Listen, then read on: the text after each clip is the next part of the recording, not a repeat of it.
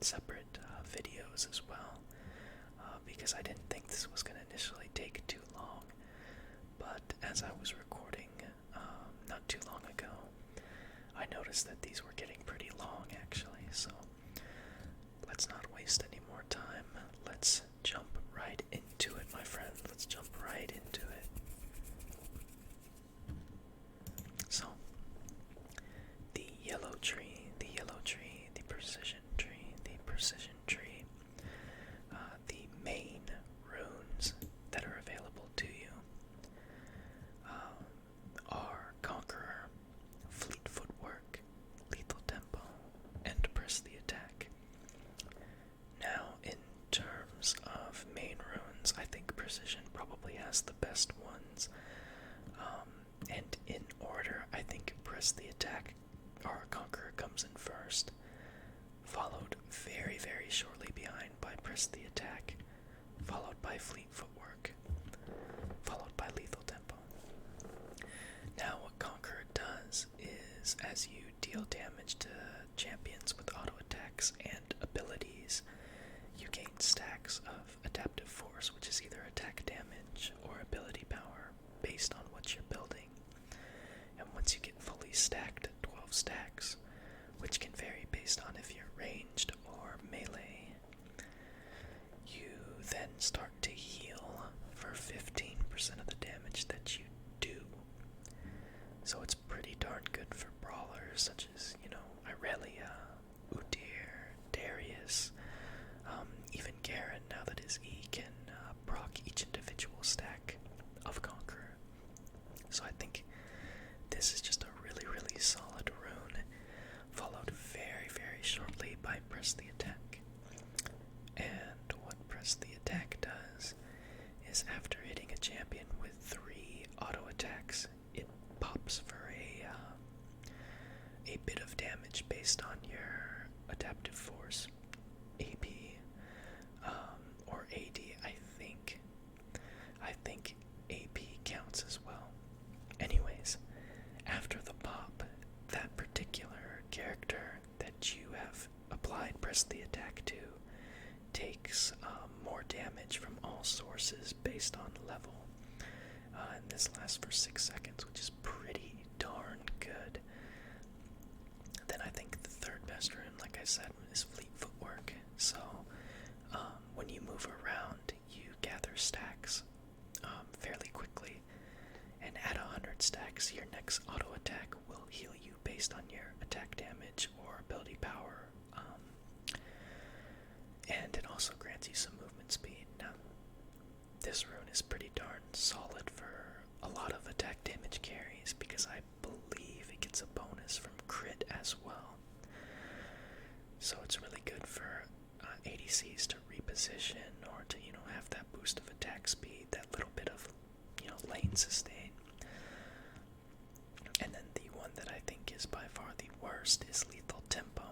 So 1.5 seconds after damaging a champion, you gain a pretty significant amount of attack speed.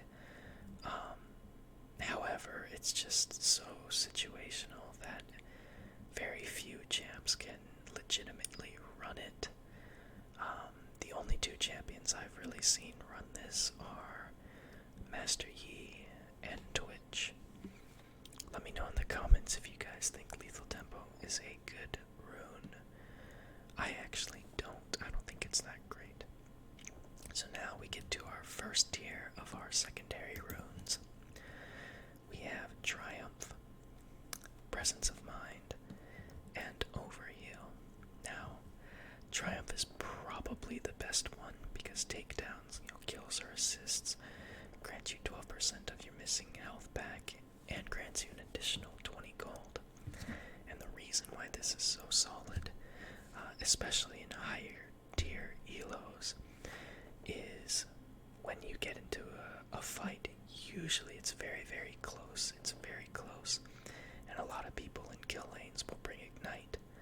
So if you kill your enemy first, the Triumph heal can most of the time save you from dying to Ignite, which is really, really valuable in really close trade situations.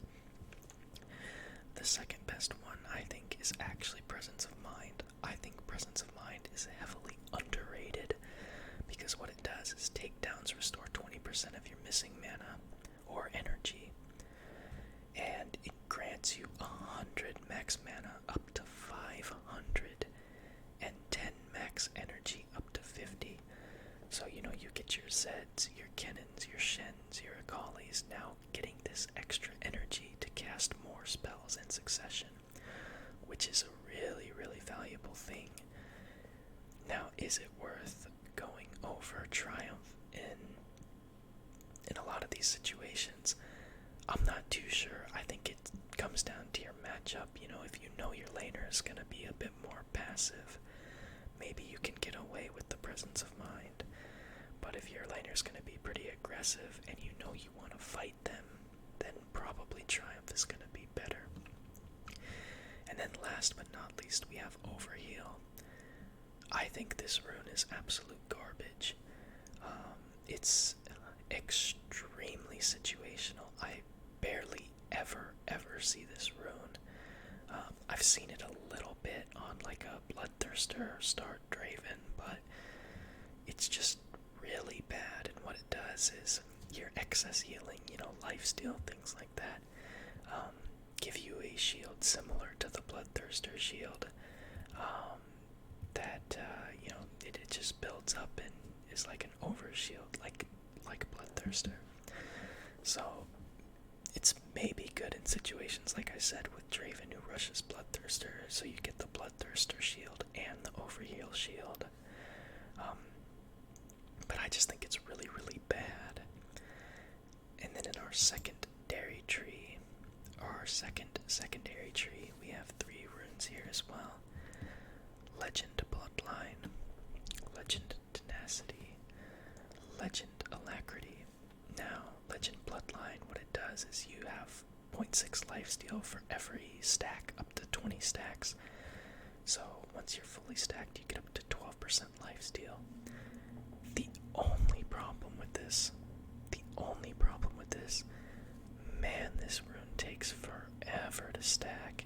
It really, really does. So by the time you're finally finished fully stacking this, it's almost like, man, I should have run a different rune, and I should have run maybe Alacrity, and I would have gotten much more value by now. Which brings me to the rune that I think is the second best, which is Alacrity. You start with 3% attack speed. You only have to stack it 10 times versus the 20 for Bloodline, and you gain 1.5% attack speed, so you get up to 18% attack speed. Very good on auto-attacking champions. And then the last one, which is the one that I think is the best, is Legend Tenacity. So you start with 5% Tenacity, and it stacks again 10 times. And once you get to that 10th stack, you get 30% total Tenacity, which is more than Murktreads. I think this rune is super good to stack against the high CC comps. You stack Tenacity, Legend Tenacity, and then you can stack your Murktreads and reduce all of the CC essentially by half, which is a big deal. And then the third tree in our secondary runes, we have Last Stand, Cut Down, and Coup de Grace. So Last Stand, you deal 5 to 11% increased damage based on your missing L. So if you're 60, you do 5, and once you get below 30%, you do increase damage. Now this is really, really good for champions like Mordekaiser, champions like Aatrox, who kind of float along that low HP mark. This rune, I'm giving you guys a little secret. This rune is the most oppressive piece of crap on Tryndamere because he ults and can't die for 5 seconds, so he gets 5 seconds of 11% increased damage, which is ridiculous. I hate Tryndamere. That champion is such new bait, and I hate him. The second best rune is probably Coup de Grace. Again, very, very close and arguable with Last Stand. But Coup de Grace, you do 8% more damage to champions who have 40% or less health.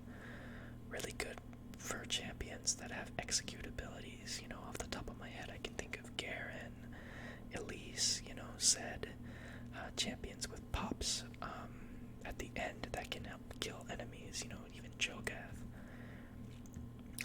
So I think it's pretty solid. And then cut down, you deal 5 to 15% more damage based on how much more HP the enemy has than you. Overall, I think this rune is kind of bad too. You get the thought process is you run it on, attack damage carries or assassins into full tank comps. So it does, kind of screw over tanks, but the meta right now is more damage. So if you're running this, you're basically wasting stats because most assassins are going to have similar HP bars to you.